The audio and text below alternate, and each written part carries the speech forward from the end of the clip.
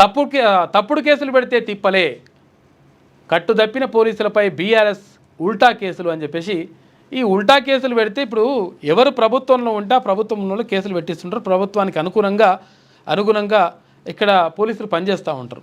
ఇప్పుడు మీరు బీఆర్ఎస్ అధికారంలో ఉన్నప్పుడు ఇష్టం వచ్చినట్టుగా అక్రమ కేసులు పెట్టియలే, రకరకాల కేసులు పెట్టిస్తారు. ఇప్పుడేమో పోలీసులపైన ఉల్టా కేసులు మేము పెట్టిస్తున్నామని చెప్పేసి ఇవంటా ఉంది. కట్టుతప్పిన పోలీసులపై బీఆర్ఎస్ ఉల్టా కేసులు, రాజకీయ ఒత్తిళ్లతో బీఆర్ఎస్ శ్రేణులపై పోలీసుల తప్పుడు కేసులు, వేధింపులు.